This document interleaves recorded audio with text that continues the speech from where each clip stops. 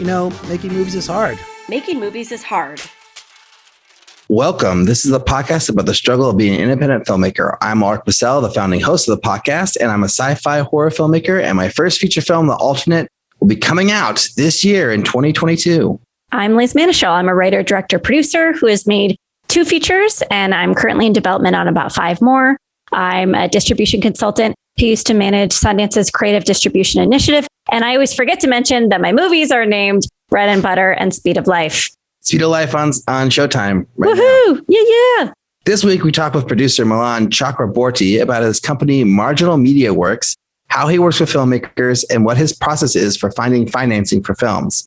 After that, we have a very special bonus guest with writer, producer, and star of the new short film LINA, Erika Longo, who talks to us about how she approached making her first short film, how she built the team, and her transition from acting to also working on the other side of the camera as well. But before we get into that, Liz, how are you doing? I'm doing great. It's my son's birthday. He's 3. He's 3 years old. He's very cute. I love him very much. Happy birthday. Happy birthday, Colin. You're the best. If you hear this after I've died and you're trying to get to know me better, then I love you. I think that's the only time you would listen to this one specific episode. I do think about that all the time. I'm always like, oh God, will I be proud of this in 10 years if Colin tries to get to know me through this podcast? Wow. And probably not. Anyway, what else? I had a really good conversation with my composer where I said things that I've been afraid to say for weeks, like I just don't like this instrument. And I just said it out loud and it was wonderful. And then I had a really good meeting. I don't know if I mentioned this, but I'm writing a musical. I mentioned it before. It's like an updated Eddie and the Cruisers type movie. And I had a really good meeting with our composers yesterday. So I'm just music and Colin minded right now. That is my life. Are you writing the songs for the musical as well as the movie? So I'm actually not even writing it. So I should probably let me clarify. I've hired this amazing writer, Amy Starbin, to write the script. And she and I are in outline phase right now. And then Beth Thornley and Rob Cairns, I did a music video for Beth maybe 10 years ago. They're writing the needle drops of they're writing the musical numbers, but they're kind of pop song musical numbers. So it's I don't even know what you call it. There's no musical numbers outside of this Roadhouse where a band performs. But it's still a musical because all of the songs relate to the plot line and music is integrated throughout the film. So I'm doing nothing other than watching magic happen. I'm telling people I'm making a musical and being vague about my responsibilities. Why did you decide to hire a writer for this one? Because she wrote this script for this film I'm attached to called I Can Change. And it was such a well-written script. And Amy and I got along so well. And I'd read other things she'd done, and I just thought, she's amazing. I just want to see what else she can write. And maybe it can be something that I really want to make, and we can work together. So it was honestly just to be able to witness her magic up front is why I wanted to do it. I'm going to ask you a really technical question right now, but who is the owner of the script? Will it be her or will it be you? It will be me. I'm commissioning her. To write the script. But what we have is an informal agreement of both of us having creative influence over it. And what I want to set up is what I kind of have with my co-writer for this other feature, in that I don't want to cut her out of the development or financing process. And what Amy alluded to me is one of the reasons she wants to work together is she wants to be a director too. Oh, wow. And she's made a short film. So I think she wants to be brought in through the process of getting the film off the ground to learn for her own projects. So hopefully there'll be a labor swap to a degree in that aspect. Nice. What's going on with you? Tell me. What is going on with me? I submitted the revised version of my movie to be QC'd that it needs to pass in order for the distributor to take it, basically. Because it's this one special circumstance with our international distributor where they really needed it to have, a filled M&E track in order for them to accept the movie. So it was sort of a deal breaker. And I'm waiting right now to find out if it passed. I think it did, because last time I submitted it to them, within 3 hours, they were like, this is not right. This is not going to pass. now they've been working on it for a day. So I just emailed them. Hopefully they'll tell me that we're good to go. And then I'll be shipping out drives this week to my, international and domestic distributor with the final finished versions of the movie. I've got all the special features sort of collected. I have a little bit more work to do on that, but I'm like really close to having that all ready to go. I did 2 commentary tracks for the movie, one with the actors, one with the cinematographer and the production designer. And I did it because I love commentary tracks. And I feel like you see so few of them these days. It's like, I just wanted to keep it alive, keep the commentary tracks going. So, if you get the DVD or the Blu-ray or whatever ends up happening, there will be a commentary track on there. And even if we don't make DVDs or Blu-rays, I'm going to make my own, and I'll give out a couple copies to people or whatever. I don't know if I'll sell any, but I'll just have them, just like a little special edition thing. Yeah. What else is going on? That's the main thing. I mean, I'm working a little bit on Brother, but I feel like I'm coming to terms with the idea that like, really, we do need some script rewrites, and I'm working with a writer on that as well. So it's sort of like this thing. It's like a conversation, we're 50-50 on everything, like, 50-50 owners, 50% on the creative input and everything. So it's like, we basically need to convince each other of changes happening, Yeah. And I feel like there's definitely some things that need to happen in order for that movie to like kind of take it from like a solid, good script to like a great script or something that has like an emotional impact that really hits, And then I really need to start writing again. I'm like in this place where I feel like that needs to be the thing that I do every day. So I've been reading scripts lately. That was like the first step, was like, okay, I have all these scripts that I've said I would read.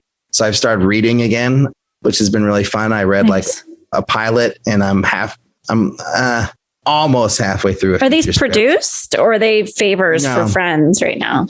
It's more like things that I've heard about from random people or friends, and that like seemed interesting. And I was like, let me read this and see if it's something that I would either, want to attach to myself to, or that I would like maybe want to get made. But I'm just trying to read more unproduced work and just get better at reading scripts, because I'm so bad at reading scripts right now. It just takes me forever. There's a couple that people reached out to me, like cold emailed me, or like found me on LinkedIn, or like, hey, I want to submit my script to you. And so I've got a couple of those that I'm supposed to read. So I'm reading the ones that I think are better, that I think are going to be better first. And I'm working my ways down to the ones that are more a complete unknown. No offense to anyone who sent random Someone's listening right now. They're like, I haven't heard back from Alrik. What's going on? Yeah, well, I mean, if you don't know them and you're not friends, right? Like you have no connection besides them just reaching out to you. It's like, I feel like that is, the lower on the totem pole. It's like people that you know directly, or that you're friends with, or that you like really were, like you were the one who requested the script for whatever reason. It's like, those are the ones that are higher priority. It's the ones that were just sent to me. It's like, okay, well, whatever, I'll get to them, but I will read them. I will, or at least read enough to know that it's something I would never be interested in. And then maybe give them some feedback to the point of like, well, this is why I stopped reading because of this reason or something. But I want to be very honest with people. Like, I don't want to just like agree to do something, not do it, and not tell them why, like if it really is shitty, like I'll just be like, look, these are the reasons why it didn't work for me and why I had to stop reading it, and then just hopefully that's helpful. And maybe they come back with a revised version later. I don't know. But anyways, I think we've done enough talking. But one of the things that you can do if you want to interact with us directly is to support us on Patreon. Go to patreon.com/MMIH podcast. And we want to wish a very, very happy birthday. Oh, Liz is going to wish the happy birthday. Yeah. Okay. So excited. So I'm going to contextualize this because my brother became a Patreon for our show. His name is Tom King. And he may not understand that us saying happy birthday to him is just like a thank you for being a Patreon patron. So thank you, Tom, for supporting the show and being our newest Patreon patron. But take it away, Tom. Alrik. Thank you, Tom, for the love. Happy birthday to you, Tom King. Also, we have to let everyone know that as of now, season 6 of the show, featuring episodes with Amber Seeley and Joe Bob Briggs and many, many more, including Terlyn Shropshire, editor of The Old Guard, starring Charlize Theron. All those wonderful episodes are now not available anywhere except on Patreon. So if you want to listen to these awesome episodes, if you missed them, you never listened to them, or you listened to them, you love them, and you want to listen to them again, You got to go over to Patreon right now and sign up today for $1.99, and that will get you access to the whole back catalog. I'm currently taking down season 5 right now. I'm like a quarter of the way through with some other amazing episodes in that season. But hopefully within the next month or so, nothing will be available except the current season and the previous season. So right now you can listen to episode 300 and on for the show, but anything before that it's going to be gone soon. So either listen to it fast or sign up for our Patreon to check it out. Oh, and I did a video. For Patreon. Liz did a video for Patreon. I didn't even watch it. Oh my gosh. And Kyle freaking Kenyon liked it on Vimeo. So it makes me really happy. Amazing. Yes. So if you want to watch the video, please become a Patreon patron. I've been doing videos too, and I'm going to continue to do videos. I've been mainly talking about my process of getting the movie ready for distribution, for the alternate ready for distribution, because there's so many steps. So I've been just talking about like the struggles and things I've been encountering with that. And I even posted up like an early version of the new trailer for the movie. You can't see anywhere else. That's the only place you can see it is on Patreon. So if you want to see what the distributor wanted my trailer to look like versus what the trailer is now, you can see that on Patreon. Also, make sure to check out our newest sponsor, Jambox.io. They're a royalty-free music and sound effects company with an emphasis on high-quality cinematic cues. They offer customized plans to fit your needs. They focus on working with composers on an exclusive basis, so you won't hear these tracks anywhere else. You can sign up today using our promo code MMIH to get a 20% discount. And this is what I use to put the music and sound effects in for the trailer. So they definitely work, and it's definitely awesome. But without any more jibber jabber, globbity gloop, here's our chat with Milan.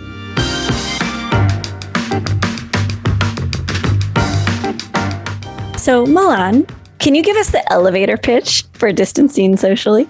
The elevator pitch for distancing socially, it's just how we learn to be connected in a time when we were in lockdown, but hopefully the funny version.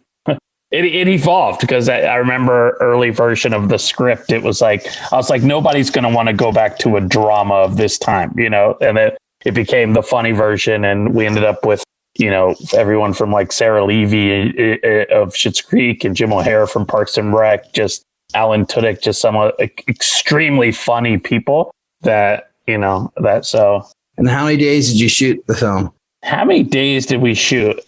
I would almost say, okay, I think there's like 12 actors. So I'd probably say like 13 or 14 days because the way it worked is we'd send a camera to the actor and they're basically their own hair, makeup, wardrobe, production design. Jim O'Hare had to move.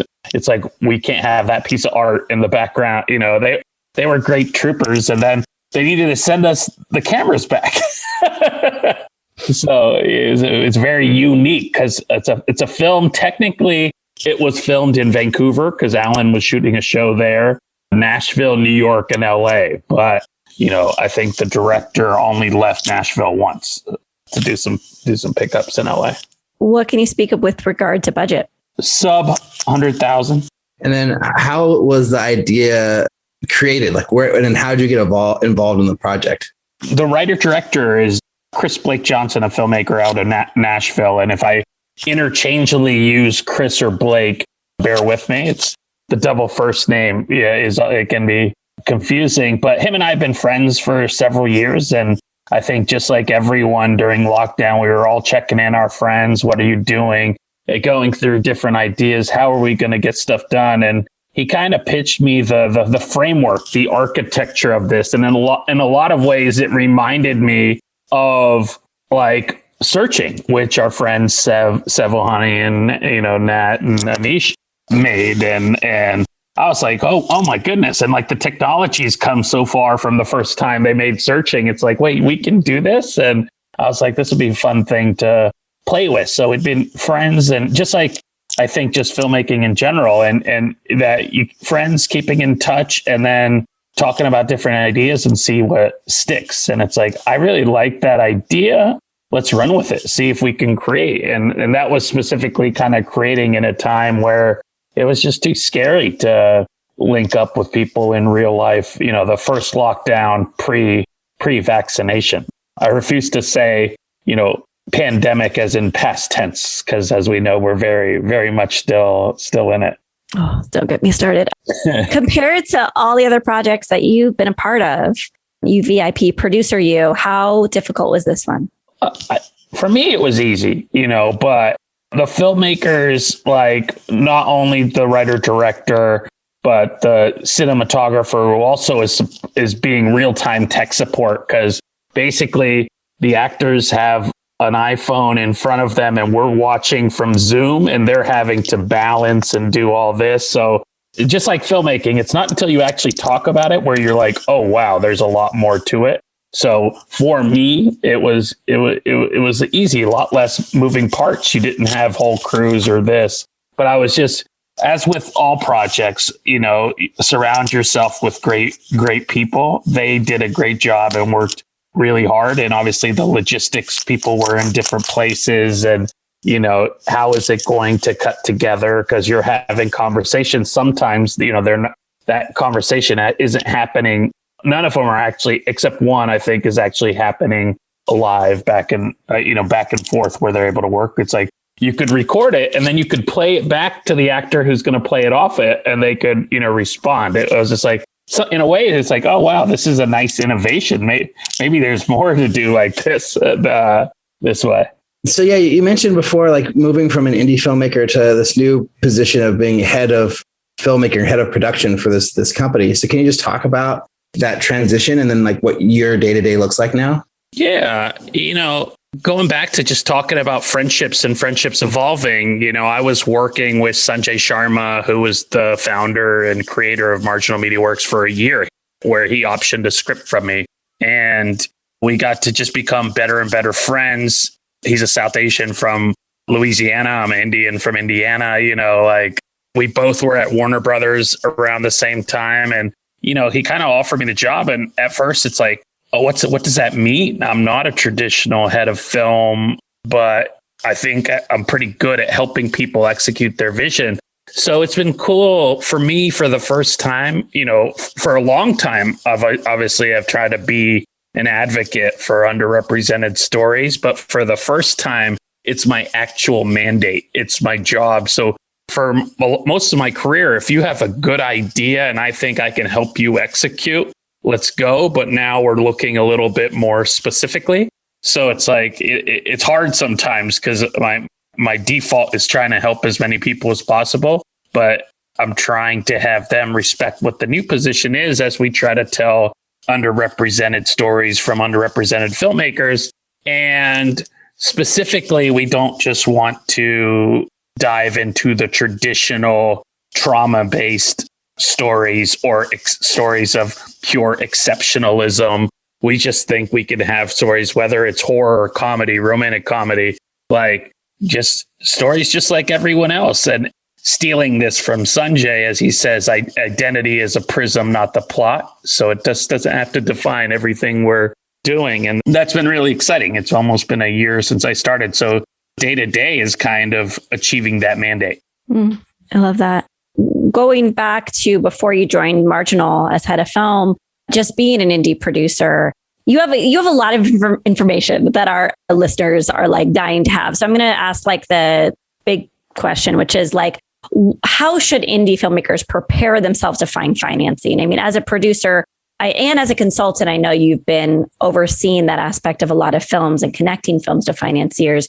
How can a filmmaker prepare themselves if they don't have you? It's a great question. I think that's one of the hardest questions in our own industry, the one that I even struggle with. And I think it's asking questions like this from day one. Anytime you're about to ask someone for money, that's a very important thing. And you need to respect where the money's coming from and do your due diligence. And once you're asking someone for money, you're not just dealing with film world. You're actually under securities exchange. You're in the SEC world. And so it's like learning that it is a business and you need to do what you need to protect yourself and protect them. And it's okay if you don't have all those answers. Just make sure someone on your team does. And I say this every time I get an opportunity to speak. Just because you can raise money doesn't mean you should.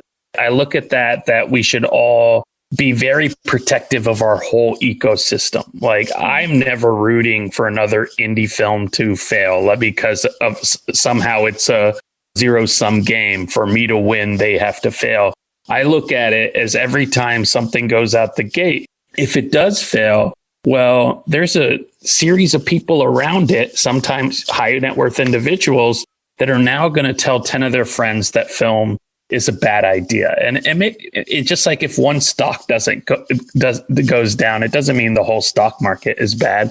It's like, was the due diligence done up front? And I don't think enough people spend.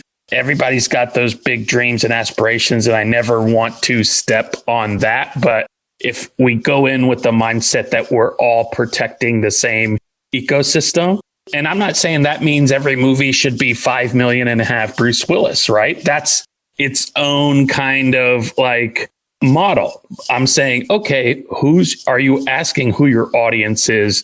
If, you know, the worst mistake you can make, I made all my first films, even though I love them, is you're a tweener. Nobody knows what you are. And it's just like, we don't get that right away as a indie filmmaker, and asking all these questions up front and then proceeding. Sometimes it's like, okay, make it, but make it at the $200,000 budget or $100,000. Just flex that muscle. Nothing harm done. As we all know, the hardest film in the world to make is your second film. And if everyone goes in with that mindset, don't just do that first one, because the amount of times it's like, oh man, I wish I would have known. And it's just like, that's why shorts and whatever else can be a great idea, to just get that time, get that, you know, it's just like a muscle. You're exercising that muscle of what filmmaking looks like from beginning to end. I want to dig into this a little bit deeper, because you mentioned a couple of these like pitfalls, like don't be an in-betweener, or,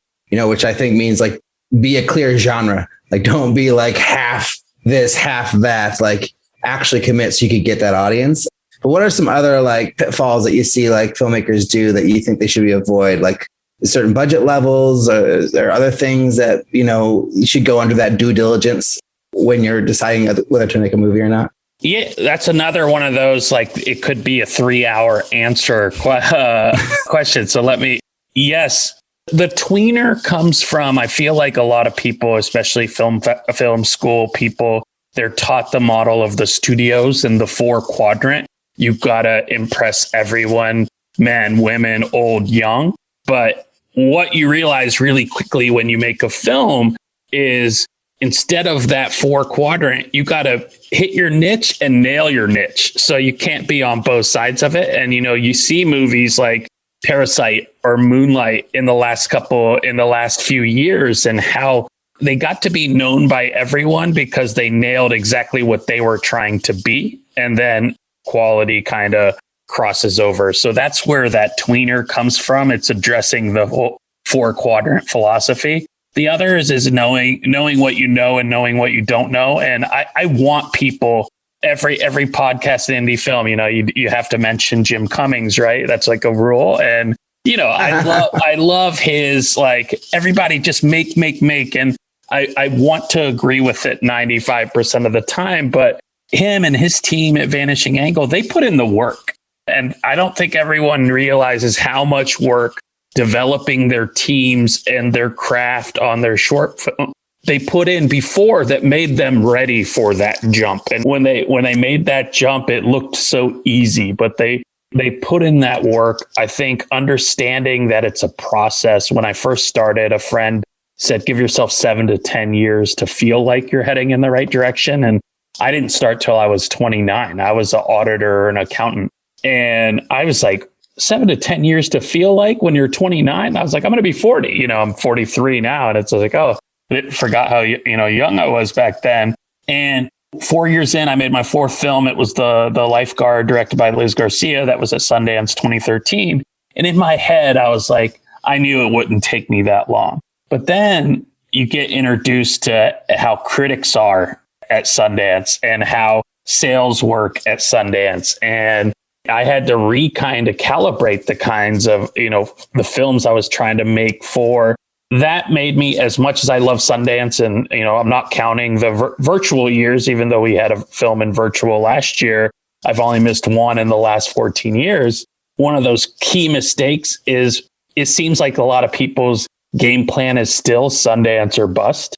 And there's a whole, I love regional film festivals, great for networks, great for a million other things, and great for the ecosystem. You know, if you're a horror, there's those specialized, you know, Fantasia, fantastic Brooklyn horror, Chattanooga, where I am, I think is a great, you know, genre film festival. And you get to know people and, you know, feel good films. Now you're looking at the Dallases and the Heartland, you know, film festivals, and really understanding that every film has its own journey. And I think a lot of people, because we're sold, you know, we're still told the stories of sex lies and videotape and taking the reels to Park City. And I love those stories, but it's like, it's evolved since then. There's more places for films to go than ever before. And let's have those conversations up front. Everything doesn't have to have theatrical. It's okay, especially in our world. Well, let's dream big, of course, but let's be realistic. And if things don't go in our favor, we still have a whole plan, and we're not abandoning anything, because we do have responsibilities to our investors, and we have as producers, we have our responsibility to our director and our actors, like to put in the best work to get the film seen in the best way possible, or just seen, period. Let's talk about how you evaluate content. When you read a script, when someone approaches you as an indie producer, not necessarily a Marginal, because I know you have that mission at Marginal that may not apply to all the scripts that are brought to you. Is it a gut thing? Is it you reading the script and saying, I want to make it? Or are you evaluating it in terms of its market value? Is it everything? How are you looking at content, knowing where it's going to end up? All those are exactly right. And that has evolved. At the beginning, it was all about how much did I like it? And then I was like, well, that's kind of silly, because I'm not the audience for everything. So the first question didn't become about my reaction, is, did it accomplish its goal? If it was horror, was it scary? If it was Christian, does it, you know, take out the dams and all that? Does it accomplish its goal? That's the first kind of, you know, threshold. Then the second, I think, because, you know, we've been doing this for a while, and you realize how long these films stay with you. I call it the stickiness factor. It's like, if someone asks you like 3 months, 6 months later, what are you excited about? You know how your brain can't even control which answer? Like, a couple of things just pop up. Well, those pass the kind of stickiness test, because we're in this for so long, and I'm answering this purely as a producer, and I'm not an aspiring director, actor, writer, and I know that's not everyone's like the default. They're producing. I love producing, and this is what I focus on. But as a producer, knowing how long these stay, if now the rule is, if you don't love it, you know, yes. There's some exceptions to that, and I'll call those like either opportunity investments or opportunity, a pedigree on a project, or this will be a good return for an investor, which allows me to make the next film, right? And a lot of times people have gotten on me like, why are you giving away your investors? And for me, it's the ecosystem. If you've taken it your project a lot farther than I've taken my project, and I like yours too, and I like you, well, I want to help you. That's why I have so many more credits. I didn't make it about me. And I think that's probably one of the biggest things about a producer. It's not about us. Like, we promote the project, the director, the actor, the writers, a bunch of other things. Then it's us, which probably also ties into me telling you earlier, this is only my second podcast, and the first one was like 2 months ago, because I'm not used to, I've been doing this, you know, like 20, 21 films and 13 years, you won't find that many pictures of me on a red carpet, even, because it's like somebody defaults to, is everybody getting on in front of the camera, this, that. And it's just like, it's not about me. So I still don't feel like that. I love sharing this information, because I just wish, when I started, you know, like there were more people that were willing to talk to me. I've never had a mentor. I've never had this. And so I try to put myself out there that, you got to put in those 7 to 10 years, but if you're willing to do it, there is a road when you don't come from connections, when you don't go to film school, like to get somewhere in this industry. I'm hesitant to ever use the word success because I hope it doesn't just look like this. So you mentioned briefly, like you have like your investors and that you've like, brought them into other projects that weren't your own projects. So I guess the main question is like, how did you find like this group of investors or whoever, I don't know, like, or is there a group of investors that you've cultivated over the years? And what does that look like? And how do you maintain that, I guess? A great question. I do think a little, sometimes a little bit of this, gray hair is a good thing with life and life experience and people understanding, like, that's where, my early years, I was really kind of embarrassed that I was the former CPA. I couldn't talk film theory and film history with anyone. On most panels, people are like, when did you know you want to be film? And somebody will say 12, 8. And I'll be like, I was like 26, 27, because that's not something Indians from Indiana even aspire to be. There's a reason I was a CPA. That's safe. And that'll get me a good, stable job. And in these conversations over the years with investors, a lot of it is first, it's a listening game. I don't take and you see it every film festival you go to, you see those people in the room. They're trying to talk to everyone in the room to figure out who can help them today. And they'll flip into their pitch before they've even taken in your first name. And I have immediately, I'm looking at them, but I am not listening to a word because I play the long game, developing relationship, listening to people. What are their interests? This was kind of co-created with Jonathan Duffy. I don't know if he's been on. A great producer and a friend of mine, did Sorry to Bother You with Kelly Williams and and a bunch of other people. But I put investors into 2 buckets. There's the ROI investor. They're looking to make money. So the only proposals you want tax credits or projects that have pedigree or some sort of metrics around it.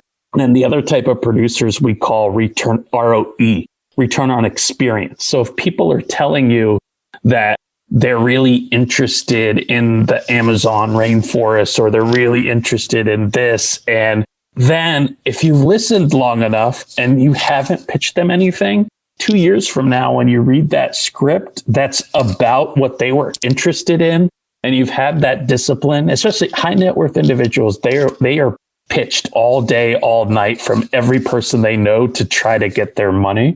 And that's why I think protecting the ecosystem is so important, is don't ask just because it's there. Like I like to say, we're all presented like a series of levers as we go. The key is knowing when to pull on each lever.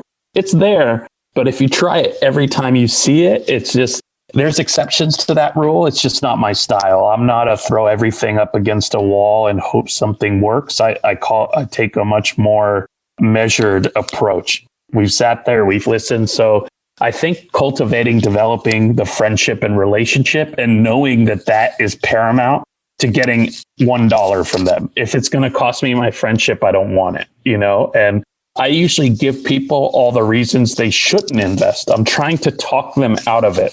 And by doing that, if they're still in, we're good.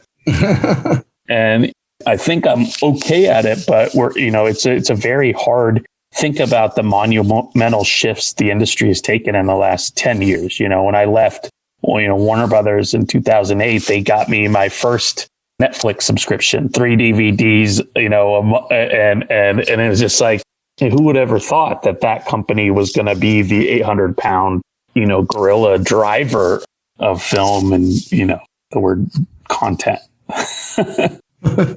Can you talk a little bit about pedigree? I mean, you mentioned going to Sundance with the lifeguard. You talked a little bit about, the different types of festivals out there. But I think there's this myth amongst the emerging filmmaker that you can make an indie drama with no cast, and there's still some sort of pathway for you to recoupment. And I just want to see what your position is on terms of the importance of genre and cast in the marketplace. let's split that up a little bit, just because I'm answering this not as much as on the recoupment side, even though that is kind of related. But the part I think I'm addressing is the film festivals, and maybe the top film festivals. These are the places where I might accidentally get myself in trouble. So, getting that first film into Sundance, it was like unlocking a door. Once you start meeting the other producers in the room, the other directors in the room, and it's like, oh, this is where those good projects are, And nowadays, by the time like Sundance or South by or Tribeca announces it, it's like I've heard of 15 to 20 of those films in the last year to 2 years. And it's just like, so that's where pedigree comes into play. Never in a million years, just because you've had a film there from director to producer, there's no guarantees, just like anything. The only thing it's guaranteeing is if you have a good relationship, that they're going to watch it a little bit more timely. It's not going to get screened out at an early thing. And I'm trying to think of the festival programmer's argument to, oh no, we have 2 people watch it, and different festivals have this, because they want to see you're the expert on this. They want to see their fellow alum succeed. And there's a familial. So it's like, I do think it's important to have someone on your team that's been through it before, because the reason I share these stories is I learned it the hard way. So you don't have to, it's just like, don't learn it the hard way, because that's bad for your investors. And this, ask those questions up front. Okay, what's our plan? Who's been there before? Can they help? Because if you don't get in, what's your backup plan? And then, does somebody have direct relationships to distributors? Someone have direct relationships with sales agents? One of the coolest things, I can't remember if you said you've interviewed Ross for this. Yeah, we did, but he's as good as it gets, that understands both sides. And it's such a pleasure to have, he's become the agent he always wishes we had on the other side. And I did one project with him, but only after seeing what he did with First Girl I Loved and tracking it through Sundance, creative distribution. I was like, this is a person that has good pedigree, and that had nothing to do with, anything, but it's like, he works hard. He understands the system. This is where you just fall into those traps of talking about people like Jim, and it's just like, they were presented an offer and they didn't take it. But sometimes that's the best offer you're going to get. But they did the work and they understood it before they went in. You're so excited when you get an offer anytime. It's hard not to take it, because part of your nature wants to, by the time you get to that stage, you've been with this project for so long, you just want to do the next thing. So that patience at the end, how do you want this to go? And if you're willing to kind of take it and I'm going to go, that's going to be a full-time job too. So I'm just curious to hear a little bit about is there one best way to do it? Like is Sundance or a big festival the best way to introduce a movie to the world? Or is there a realm where going direct to distribution is just as good, if not better, for a movie, depending on the movie? Or do you feel like it's always the best to get the hit the big film festival and then launch it that way? If you can get into Sundance, it's a great thing. But just because the buyers are focused. But, the cool thing, going back to having, sales agents, now you can make the marketplace in LA. A good sales agent like, Verve and Ross and the CAAs, WMEs of the world, they can get all the buyers to watch it and create that fervor that it's a smaller version that happens on, you don't get the altitude effect, which sometimes make those dollar amounts to go up. So yes, while Sundance is, but here's the flip side of Sundance.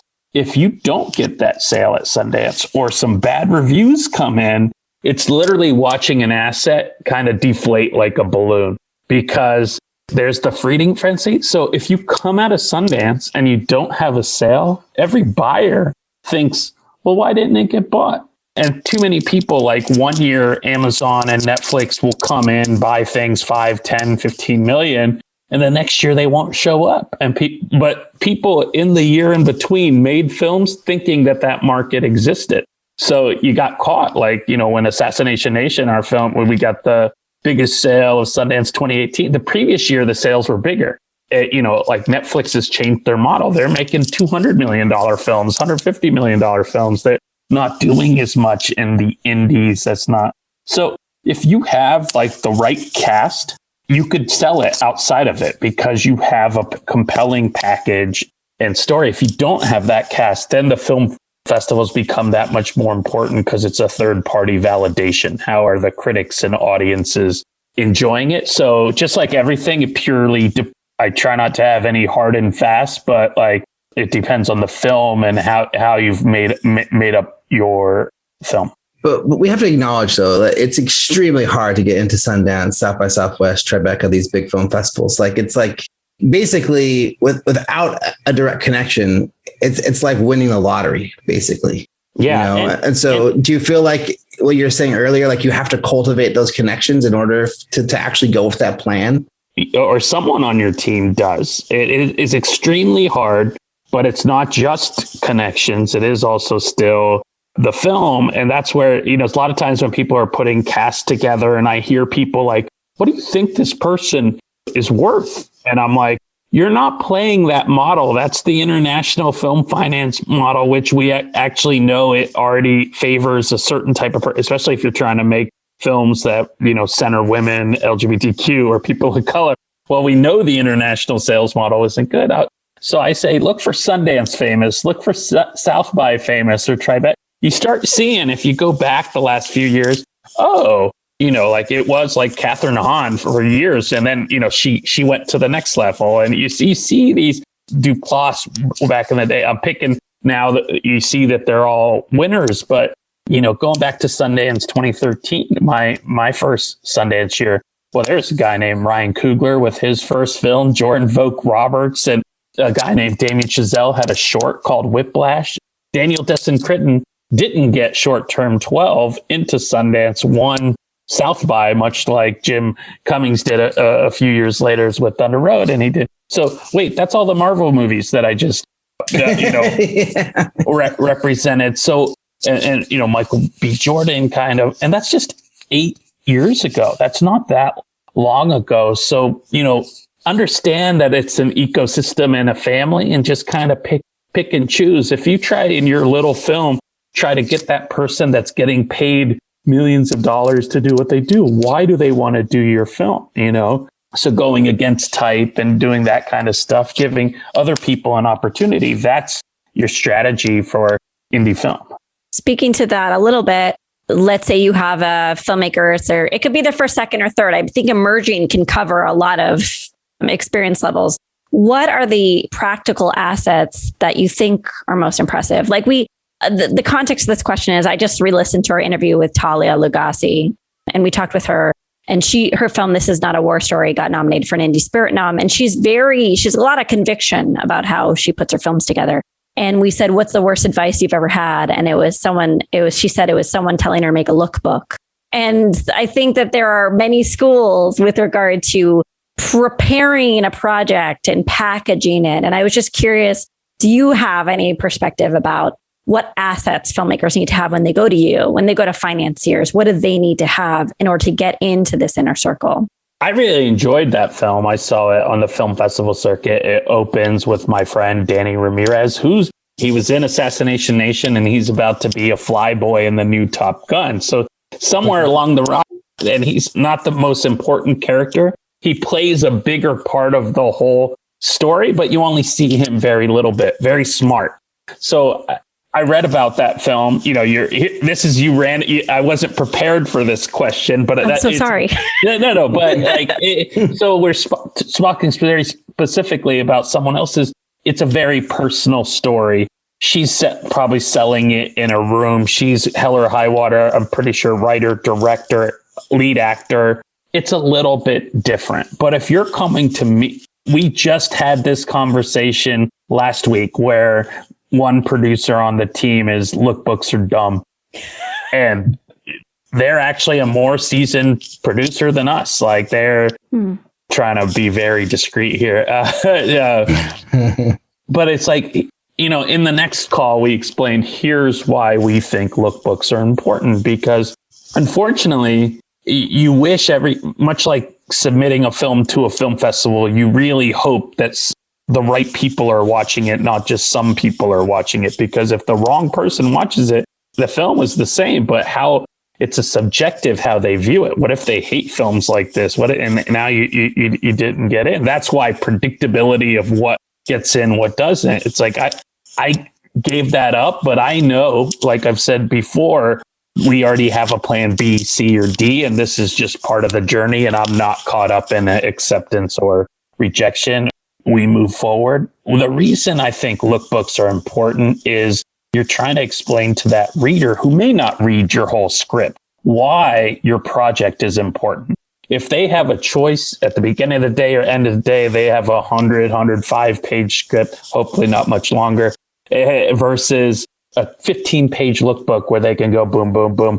Okay, who cares about people are like, oh, I'd love to get your notes on a script. I usually say no, mostly because it's like, it's just another opinion. Before I read a script, it usually this is more my indie thing, not adding the marginal. It's got to pass kind of two thresholds. A, is there a chance I'll like it? And B, if it is, do I think I can help? If I don't think I can help, who cares? It's just another set of notes or another set of that. And, time and money are our two most finite resources. So being that time is one of those, well, that's what the lookbook is providing. It's providing a little bit of vision. Who are the key elements? That's why I think it's important. I'm sure she's so close to it. People had to believe in her. That was the pitch and the story, which is a very important story. And I don't know where the financing came from people she knew, or were they savvy film financiers, or were they patron of the arts that believed in her? I don't know that answer. So it's not a one size fits all. It's more like what gives us the most chances to win, right? Like, it's just like, yes, it can seem like a boring exercise, but every once in a while, it may get that door that much further opened. Or remember, these things are sometimes traveling without you in the room. So how can you put when they say, oh, I have this, and they send it to their colleague, and their colleague's like, why am I reading a random script? And then they can just look through it real quick. All right. It kind of fits everybody has their own mandate. Okay. Is this something that we might like? And is this something we think we can help on? So that's my thing on asset. In terms of international sales estimates, I'm not really big. Most of mine are they're domestic plays. People say, what's it worth internationally? I say 0. And hoping that is gravy. When we make those sales, I'm hoping that puts us over the top. But the way most of my projects that were, private equity, maybe private equity plus tax credit funded, were on the value of what I thought the domestic was. And so I'm not saying someone's right or someone's wrong. It's on a per project, but it's just giving yourself the best chances to succeed, because it also forces the creatives to really focus in on themes and this. And the two biggest things I'm looking for a director is, not ability to talk to actors, yes, but then the clarity of vision.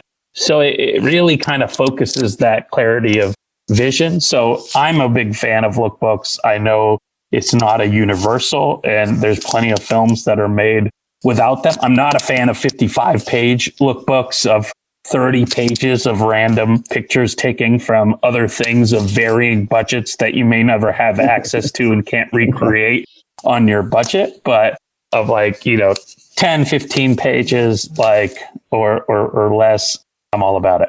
When you're looking at that lookbook as an independent producer, what are some of the things that you're looking for? And you said, a lot of it's up to if you can help or not. If a movie comes to you with a lookbook and there's no cast attachment and there's no money attached and it's just a script or just a lookbook, is that a situation where oh no, I can't help at all? Or is it just depend on the project and yeah, in fact, details? That's been most of my projects. It's just a cast wish list. And some of it because of my experience in relationships, it's like, oh, I can help get those things to people. We were just talking about this random filmmaker that you brought up. I was like, yeah, the opening scene of her movie is not only he was in one of our films, but he became a friend of mine. And so it's a relationship game, right? Agents and managers, especially when you don't have money, their job is to gatekeep. They're doing their job for their client. But as you all know, it's extremely frustrating for us because we're caught up with one offer. We're waiting 2, 3, 4 weeks. We can't move forward. So most of the projects, they don't have those, but it's giving me an idea of what they're looking for. Because if that lookbook does have pictures of like Bruce Willis and this and that, and then they said they're making it for $200,000, there's a disconnect, right? It's like, okay, are they going to be realistic? Because all this is like little data points on what's this person going to be like to work with. And outside of the obvious things in a lookbook, which are things like potential cast, but for me, the understanding the why is really important. And that director's statement and understanding why they're telling this story that maybe didn't kind of come across in the casual conversation, or sometimes I haven't had that casual conversation. And that, once again, that's where the lookbook can go a long way. If I am meeting with a director in person, one of my first questions once we start talking about the project is why this project and why you? And I really need to understand that because it's getting an idea. Are they the right person to tell this story?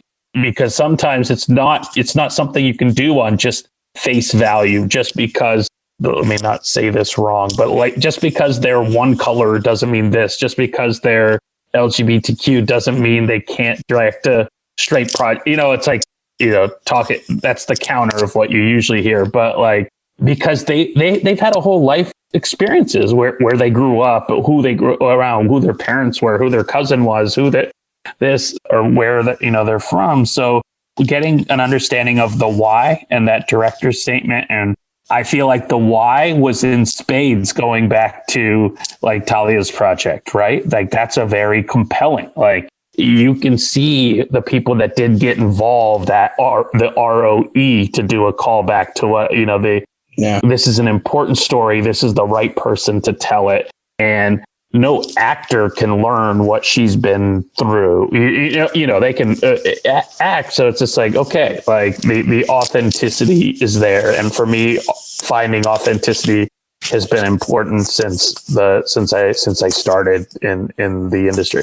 I think we need to move to our final questions. So Milan, just to give you some context, there are 6 questions more about you and like your relationship to films. The first question is, what's the first film you made and how do you feel about it now? The first film I made was a film called Rock Slide. And I remember I just left corporate America. This is January 31st, 2008. And we were shooting this in June, July, sunset in Hollywood sign in the background starring Patrick Warburton, Andy Dick.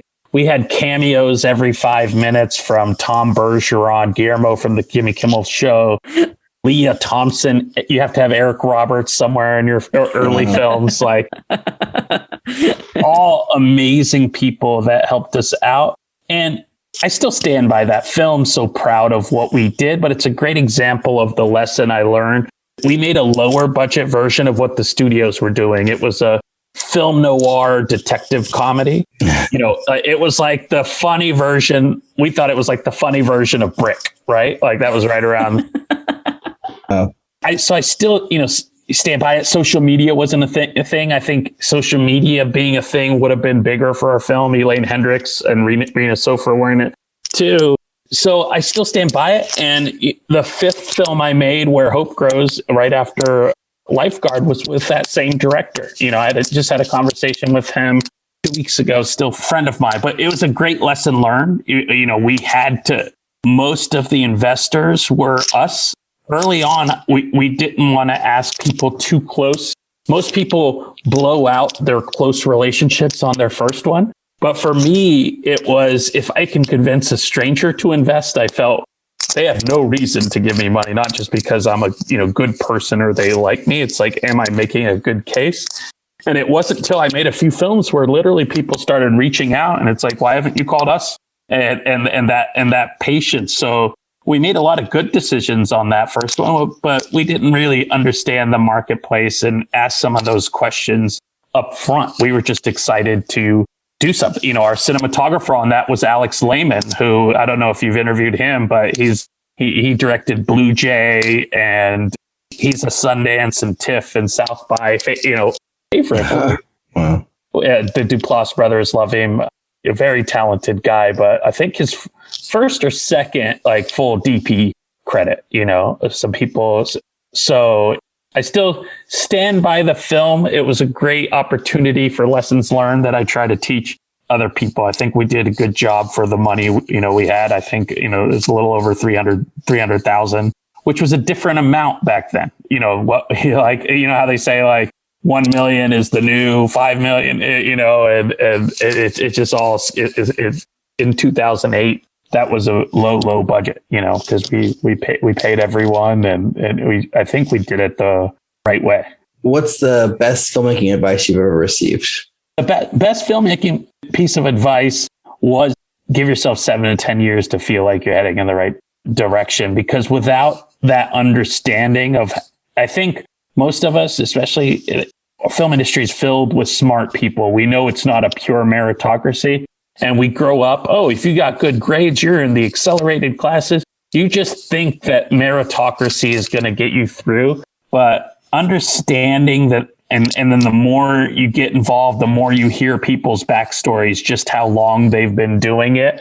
I think it would have been really hard to get through those very scary times that, that fine line between ambition and delusion. Am I doing the right thing? I can always try to go back and get a safer job, and this industry will test you. And that's why, relationships and your true friendships and relationship to mental health, like checking in on yourself and your friends, like understanding that it's going to be a journey and you need to do it with other people and root on other successes. It's us against the world. When the Marvel, that's a different industry from what we're doing, but we can be a part of it. Once again, Ryan Coogler's a great example, and on that where hope grows with that director. I said I did my first film with. My line producer was one Sevohanian that Ryan Coogler told me about at the Cannes Film Festival, about someone he loved and trusted, and I took him out for dinner and drinks, and now they're sitting at Warner Brothers, or actually they're making Creed 3, all together. And it's so that understanding that it was going to be a long journey from the beginning. So then those failures along the way didn't hurt. It's like, it's just making me stronger. It's just testing me. What I need to refine. And figuring out who you are as a person, as a producer, or whatever. What's the worst filmmaking advice you've ever received? That's the way we've always done it. You hear it all the time. And I think partly just because I'm a curious person, partly because I'm a former auditor. So finding efficiencies and getting rid of inefficiencies and mitigating risks is not only my nature as a person, but it was my trained career for 9 years. And, I did production, finance, and accounting at Warner Brothers for 5 years. So my first film set was Batman Begins in London and Superman. So I saw how the big boys do it right from the beginning, and took what lessons I could and applied it. But so often I heard that's the way we've always heard it, but there could be a better way. And that better way might not just be the idea I have. It might be the idea, the PA that actually has more film education than me. Why not lean on that person? And you can get it. So it's like, I hate random hierarchy and the cliquish nature that sometimes our industry, people wanting to feel like, well, this is what a producer's, how they're supposed to act and sit in, Video Village and this and that. So those traditions and weird classist, elitist things, that's the way we've always done it. Well, the way we've always done it, and you can take this parallel to our country, whether it's voting rights or whatever, has kept a lot of people out, kept a lot of thinking out. And so it's like, okay, I don't need to recreate the wheel, but let me understand it. And sometimes you're like, oh, you know what? You're right, because I don't know. It's just like, if that's your only advice, that's the way we've always done it. and there's not another layer, well, I'm willing to explore some other ways, because I'm sure there was an advice, 10, 15 years ago that was purely related to top festivals. And we love those festivals, but there's great regional film festivals. There's great, niche film festivals that can drive your film. My most successful film, well, Assassination Nation being the biggest sale, but my most successful films on an ROI basis weren't at Sundance, So there's other pieces of the puzzle. So do you have a goal as a filmmaker? My goals are pretty easy. Like I think I've given up any goals of wealth or anything like this. All I want to do is keep making films going forward. And I want to take as many people with me as I can and open as many doors as I can, give new people and new stories opportunities. So all I want to do is keep making films, and there's no goal to run a studio or this. And it's just like surround myself with good people that I like working with, from, PAs to CEOs or whatever else, and just keep making. I think we're very fortunate to be a part of this industry, as hard as it is, and it's going to test it. And luckily we have, great champions. I'm loving conversations that people like Rebecca Green are driving to force us to talk about these things, and not just let people know it's way more than the red carpet and the big premieres and the big sales. Like, all right, let's check in with each other, and let's make it a little bit easier for the people that come after us. If you could go back in time, what's the piece of advice you would give yourself? Well, this is very the elements that people do pick up in film school relating to film and film history. Like I'm playing catch up, but I wish I would have done it sooner. Because eventually you feel like you start running out of time. Anytime somebody's like, you know what film you have to watch, and your list of the things that you're supposed to watch, you're never going to get to. So how do you, and there's this paralysis of decision. But just, I think becoming a better student of the craft and the history earlier. I'm playing catch up now, and I'm sure there's a million things that I wish I would have known or not learned the hard way. I wish I would have, found a mentor early on. I always envious of people that have those relationships, and coming from a background that wasn't film, I wish I would have started that journey on that side. I was just trying to make a film, but the more and more stories you see, you start seeing how it reflects in your notes. One side fits the other, and I didn't fully put together that puzzle right away. But and part of it's out of desperation. How do I just make another film? I can't watch everything.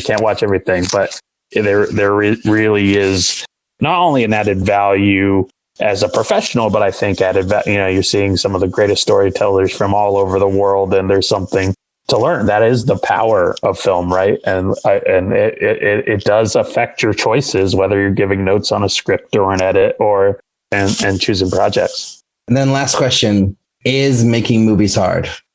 Yeah. What if all those verbose answers, I'm going to say yes. But just because you can doesn't mean you should. I was trying to see, I try to find my own holes and hypocrisies before someone else. But you said, and I was like, oh shit. But I do always want to end on a hopeful note of not giving up and persevering and finding your people, and everything worth it is hard. I appreciate you all, and thanks for having me. Thank you. How can people support you? The best way you can support me, you start by just supporting the whole indie film ecosystem. Make sure you're buying, make sure you're not just waiting for the year-end screeners. And I'm not even talking about my own films, not only watching the films, and if they come out on an AVOD, if they come out on HBO Max, still watch it, but then rate them on Rotten Tomatoes, then tweet about them. Like, we don't all have millions of dollars. So first and foremost is like, let's just each support each other. And then me specifically is, we're Marginal Media Works. And, so our thesis is in our title, Marginal Media Works. And it is keep telling stories, If your entire feed is only talking about your projects, you're doing it wrong. So, Liz, what did you remember from our conversation with Milan? I think it's really valuable to trap someone into a podcast recording to ask them questions about how to finance a film. That is like one of the privileges of being the co-host of this show. And what I remember is just like being very excited that we had trapped Milan and that we had him at our disposal to ask him all these questions because he's done so much. I mean, in addition to being, the head of Marginal Media Works, it's like he also has been an independent producer that's played Sundance like gazillions of times. So he just has a lot of experience. So I just remember feeling very lucky to have nabbed him. What do you remember? Yeah, I remember that, he had a lot of irons in the fire, like he was one of these people who like was constantly working on something new or like attaching himself to something, helping filmmakers get their movies made however he can, which I thought was really cool. And just the way that he selected projects I thought was interesting, like the way that he would look at a script and decide if it's something that he wanted to help or not, and the idea of like, can I help them? Like, am I going to bring anything to the table to actually help this project? I think that was one of the things he said. I thought that was really interesting. But yeah, I don't know. We don't have very many producers on the show, so it's always fun to talk to a producer and hear They're my favorite. How they navigate things, how they handle stuff, because it's very different than like a, writer director or producer director or something like that. Producers are like the ultimate VIP. I was in this Sundance, like, I don't know, like Zoom meeting during the festival with doc producers and also some fiction producers. And I got so shy that I just started I wouldn't unmute myself. And I just wanted to watch all the producers talk because I just think they're the coolest people. So I don't know. I just think, and they don't get enough credit either. They just are thought of as like these numbers crunchers, but producers are the heroes of indie film. And I just thank you, producers. Thank you, producers. And moving on, I think, Liz, we've got a very... I'm just laughing at like my really weird soapbox, like producers are wonderful statements. Like what is going to come of that? Like why, what, I don't know. Okay. Yes. But yes, let's move on. Alrik. Yeah. So we have a wonderful chat with a actor, writer, producer. And Liz, you want to intro this person since you are connected to them in a way? So in actually February 15th, 2020, I directed a short film called LINA that Erika Longo starred in and wrote and helped produce along with Kelsey Maples. The film stars Laura San Giacomo alongside Erika and Sandra Seacat, really VIP actors. Very honored to have made this. And because the film is releasing publicly on February 15th, 2022, we have a very special guest in Erika, who's going to talk about how she put the project together. And Alrik was very kind enough to put some questions to her. So here's our chat with Erika. Well, we're very excited to welcome Erika Longo to the show, the writer, producer, and star of the short film LINA. Welcome to the show, Erika. Thank you guys for having me. I'm so excited. So I'm really curious to know, you came at this as a first-time filmmaker. So how did you come up with the idea for the short? And then how did you start getting it made? Yeah, it seems like forever ago. I actually had written a few pages of what is now called LINA several years ago, probably like more than 5 years ago. And it was unfinished and I kind of just tucked it away in my drawer. Wasn't sure if I was ever going to do anything with it. And then a few years later, 2019, I'd say, I really, really wanted to make something of my own. And also the short is about my grandma who is now passed. It was a two-parter. I kind of wanted to create my own content, but I also wanted to kind of make this in memory of my grandma. And so I took it out of the drawer and I was like, you know what? I really want to try my hand at actually getting this made. And I kind of looked at the script and kind of restructured it. I was thinking originally it was going to be much longer than it ended up being. It's about 10 pages or so. And it had a few more characters in there. And I kind of shortened it to just be a little bit more intimate with the three generations of women. And so once I had the final draft, I contacted a friend of mine who I knew who had done some producing, Kelsey Maples, and she came on board as my producer. And then we found Liz and we approached Liz with the script. I had known some of her work, Bread and Butter, and I really liked it. And I really wanted a mostly female creative team. And so Liz came on board, and then Liz brought some of her awesome team on board. And then we spent 30 days kind of crowdfunding through Seed and Spark. So that was pretty intense, just reaching out to all the family and friends that we knew and asking if they could help donate. And then all the other stuff of, scouting. We decided to do it in LA, primarily because Liz was out there and the whole team was out there, but also because Sandra Seacat, who played my grandma in the film, who played LINA, she was out there.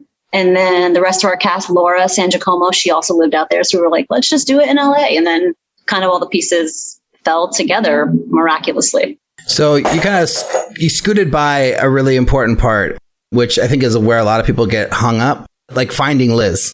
So like, how did you find Liz, and like, what was the process? And then how did you like get her on board? So I had known her work a little bit before. I'd say like not super long, maybe a few months.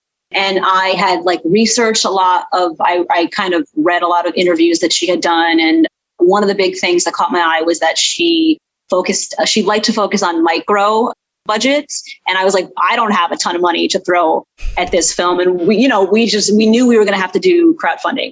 So reaching out, I really just took a chance, to be honest, and said, hey, I know of your work, and I know that you are big on micro budget filmmaking and are big on projects with a lot of women collaborators. And would you have any interest in taking a look at the script and possibly being a part of this production? And she was. So she wrote back and we were like, whoa, yeah. And then she was actually in town because I'm in New York, and she was actually going to be in town, I think, fairly soon for work. And we actually met Liz, myself and Kelsey met up for coffee and kind of just like talked about the details and more in depth of what we were thinking. And we just went from there. And I was muted, but I laughed because I think that the goal was a micro budget short, but then as we kept on going, and I won't get into the details because it's proprietary knowledge for Erika and Kelsey, but I think I didn't realize how many favors people had granted me in the past in order to make the micro budget content that I had. And I think our budget got a little bit higher than we anticipated. So I will forever feel guilty about that. But I'm glad that it got me to Erika. Yes, I am too. So the other part of this that everyone falls on is the money. So how did you raise the money to produce the short? And how did you figure out how much money you needed to make the short in the first place? Yeah, I think myself, Kelsey, and Liz, we kind of all came up with a preliminary budget. And that's what we put up on our Seed and Spark campaign. And we chose the 30-day option, I think. And literally for 30 days, I know that I was just glued to my computer or my phone, just social media, just posting like crazy every day, multiple times a day, thanking anybody who gave anything, and just, sharing Twitter, Instagram, Facebook. And we got greenlit. I think we got like 75 or 80% of that initial budget from Seed and Spark, from just friends, family. And then I think we each, myself, I think Kelsey as well, we put in our own when we had to make up what we didn't get from our friends and family and stuff like that. So how much did you end up raising on Seed and Spark in the end? I think we raised like 17,000, something like that. Wow. Close to that, in that ballpark, I think. Yeah. That's really impressive for a short film to raise that much money. So congratulations. Thank you so much. Yeah, I'm still kind of amazed at the whole thing. So I don't know, Liz, do you have questions, or should I just keep on going? Because I got them. I got the questions. I mean, I feel like it's unfair of me to ask questions, but what I want to hear, I'll ask a question because why not? Because since then, Erika, you've expressed an interest in writing a little bit more longer form feature, possibly larger projects. So I guess I just want to know where that, you don't necessarily have a substantial background as a writer, but I mean, you're a performer, right? So it's like you're reading constantly. So I'm just curious why you chose to write it versus outsourcing it to someone else. For LINA? Yeah. I mean, I actually didn't even think of outsourcing it. I just wrote it because I lived it, basically. And I actually, now that you said that, I don't think I could imagine anyone else writing it, because it's such a personal story. And I basically wrote what happened, essentially. I mean, I know there are a few things that were changed or whatever, as anything goes, through the process when you actually begin to make it. But yeah, I don't think I could imagine anyone else kind of writing the story, because it was like my grandma. It's like my, what I lived through with her and my mom. So before you made the film, like, what were the goals for the short? Like, what were you hoping to get out of it going into it? And then in the end, now that it's out and released, what did you actually get out of it? That's a good question. I mean, I definitely in one way hoped that it would be a way for me to kind of showcase another side of my work as an actress. And I think that I'm pretty proud of the fact that I think it did do that. And so that was definitely a big part of it. And then the other part of it was just kind of honoring my grandma's memory. And I think I think it did a pretty good job with that as well. I mean, those were the two things that two of my goals, I'd say, and actually just writing something and getting it made. I've been wanting, before I did LINA, I've been wanting to try my hand at writing for so long. And it was like, I just kept saying, I don't think I can do that. It's super hard. Like I would always, I was a part of a writer's group here in New York City for close to probably 5 years. Every week we would meet and writers would bring in their material and they would cast the actors to read it so they can hear it out loud. And I was always so mesmerized at all the pieces. And I was just like, wow, it must be so amazing to just create something, a story out of nothing and see it kind of come to life. And I literally I still feel that same way, which is why I'm still surprised that this actually came to fruition and it's actually done. And like, I'm really proud of what we made, because that writing has always just seemed really amazing to me. How you could just like, it's like almost like making a baby. Like you just birth this thing and create a story from nothing and then watch it unfold, which I think is really awesome. So I just wanted to acknowledge something that I don't know if we're going to talk about, which is, Erika said we didn't really know each other and it was just an email. But as I'm sure people are listening can tell, Erika's incredibly passionate and driven and was particularly driven to make this film. And for those people who are trying to get projects off the ground, I think they can, through osmosis, through their earbuds, derive some sort of inspiration through what you did, Erika. I mean, like, genuinely, we were total strangers. Yeah. Yeah. And like somehow through the emails, through the meetup, I could tell how dedicated you were to getting this off the ground. I guess I'd be curious if I can ask, like, what contributes that kind of intensity? Like, does it come from being a performer and having to have that like spine of steel on an everyday basis? Like, I'm just really curious, like, because a lot of people, like Alrik says, like projects fall apart all the time. So yeah. What about I this guess one? I think so. I mean, some friends of mine will say like, once you set your mind to something, you just do it. Like you just go for it, which I guess is true, even though sometimes I don't think that way of myself, but I guess it had been always something in the back of my mind that I had wanted to do. And I just thought that this was the perfect story to tell because it was so close to my heart, like you said. And I just kind of felt that it was possible. Part of it also, and I don't know if this sounds silly or not, but I saw so many people around me, my peers and friends of mine that were creating their own work, whether it was like short films or web series or whatever it was, and getting stuff done. And I was like, for the longest time, I was like, oh, I want to do that. I want to do that. I want to do that. And it was kind of just something I said. And then I'm like, no, you know what? Everyone's doing it. Like, I'm going to do it. And so I know that can sound kind of like wooey or whatever. Like it's just words that you say, but and I'm lucky enough that I had the support of my friends and my family and people and, Kelsey, who wanted to jump on board, and you who wanted to join our team. And it just, we were able to do it. And I'm grateful for that. So Liz, this is more of a question for you. Like, not knowing Erika at all and getting approached to direct this movie, like what were some of the things that she did right in her ask to you that maybe you don't always see when people are approaching you with an idea or with a concept or with a story? Like, what were some of the things that, besides her overall determination and energy, like what were some things that other people could do to also like give them success in trying to build their team? I feel like she saw me as an artist. Like she'd actually watched the work. I get approached every now and then by people. It's not a crazy anomaly, though I'm not in demand. Like just 2 days ago, someone asked me to produce their feature and I was just like, why me? And they were just like, well, I saw that you had done a horror film at one point. So it's like she had done her research in terms of the team that she wanted on board. That was really important. And the other major part of it was She was willing to come to me. I went to New York because I was on my job took me to New York and I got sick. And I met Erika and Kelsey in the lobby of my hotel, I think. And I was like, don't get too close to me. I'm really worried about infecting you. And they just seemed, really driven and committed. And they had done the research, just like I said, the research on me, but research on crew members they were thinking of bringing on board. I think they had already kind of started to budget, like they had done the work. And then when I said I was too worried about spending time away from my son, they were like, that's fine. We'll see if we can accommodate you. And of course, Sandra and Laura San Giacomo and Julia Swain and Marcy Mount. And of course, they were accommodating to the crew members that I wanted on board too. So I'm just saying, like, that level of accommodation was incredibly flattering.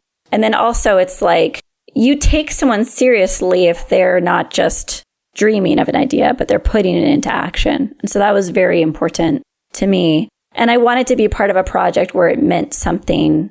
It was personal. Like, it wasn't just something where, like, I love vampires. I'm going to write a vampire movie. Will you direct this vampire movie? It meant something to Erika. And that story also, I think, got Julia Swain on board too. The caretaker aspect of the short film, because it is about caretaking, is something I know that Julia, the cinematographer, really glommed onto as well. Yeah, and Laura as well, also. Yeah. Oh, of course. Yeah. So what was the hardest part of the whole process of getting this movie made? Was it the shooting? Was it the pre-production? Was it the post-production? Like, what was the hardest aspect for you on this project? I would say it wasn't shooting it. I mean, I don't know about for Liz. For me, it definitely wasn't shooting it. That was just, all the awesomeness of the creativity coming to life. I would say probably the fundraising aspect of pre-production and just kind of like making sure that we had the budget. And when, stuff was like, because Liz said, we went over budget, but of course, so many things go over budget, was like trying to make sure, like, okay, wait, are we good? Like, do we have that? Can we do it?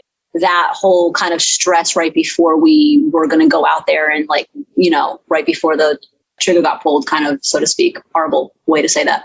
But yeah, just, like right before it was going to happen, making sure all those things were being met and that we actually had all the stuff in place, I'd say. And just to weigh in on that, we shot mid-February 2020. Yeah, so it's like 2 years. Yeah. Like exactly 2 years. But we started post-production before the pandemic. And then when the pandemic happened, I remember having conversations where we were like, how are we, like, dropping the drive off to the editor was like a very weird situation because it was the very beginning stages. And we're like, okay, we're going to drive over to you personally. We're going to wait outside. We're going to be double masked. We're going to, like, it was just became coordinating and navigating post-production and pandemic when you don't quite know what you can do and what you're allowed to ask other people to do, because everyone was so nervous about, like, what is this that we're in the middle of? I think that was also crazy. And it slowed us down, but it slowed us down in a good way because we got to look at the edit a little bit longer and we got to collaborate a little bit more. Yeah. And we were really lucky because I think once we got home, once we got back to New York, everything shut down, like, I think maybe 3 weeks later. Yeah. So we got super lucky because if it had been a couple weeks later, we probably wouldn't have been able to shoot it. So my last question is, like, now that you've gone through this process, your film's out in the world, you did it. Like, what's next for you? Like, are you thinking you're going to do more short films like these? Are you trying to work on a feature? Are you looking into directing now after you've gone through this process? Like, what is your next steps? All good questions. I would love to do another film. I've written, I think, like 3 more shorts since LINA.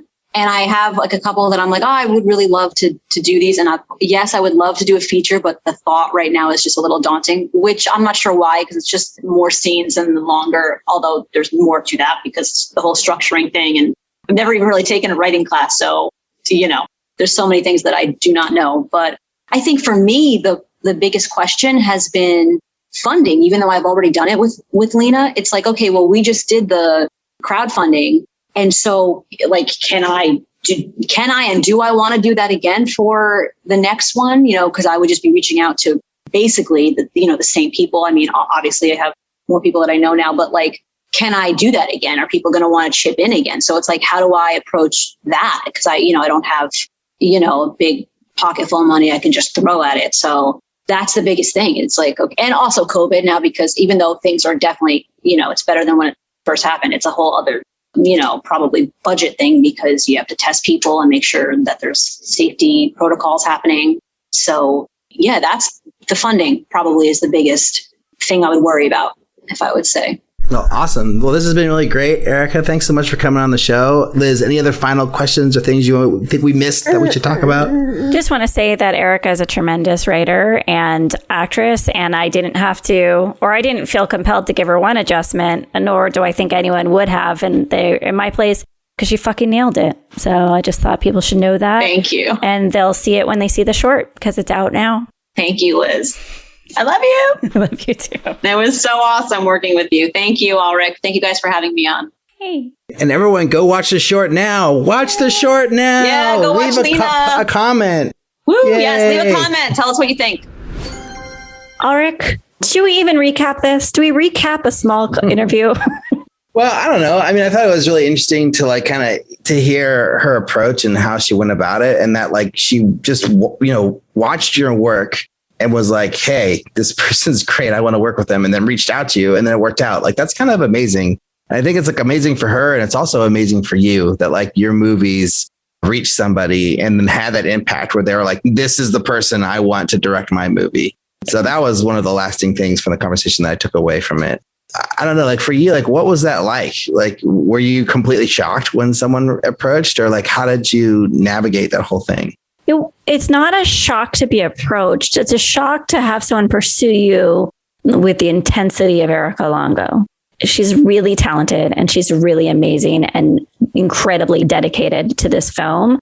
And her and Kelsey did everything they could to make me feel comfortable as director.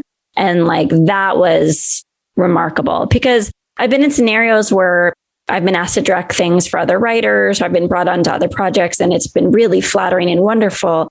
But they were people who had never made a film before. And so they didn't really know how to put a project together with a certain degree of, I don't even know what to say, space for the director's influence.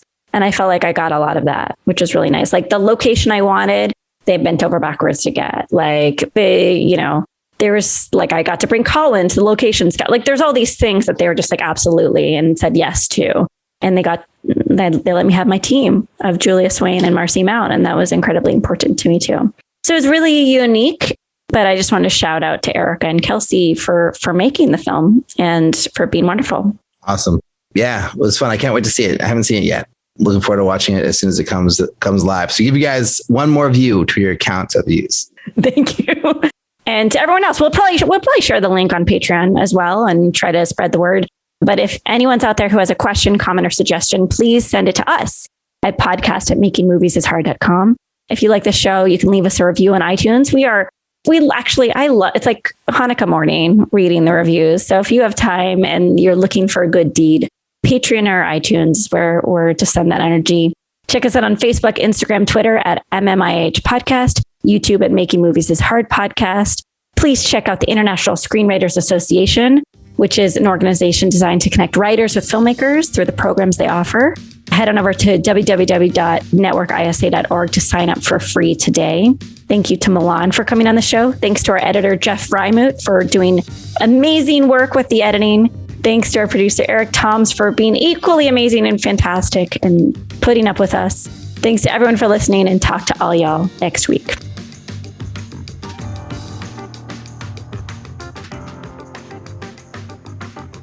Boom. Boom. Okay, I'm going to stop.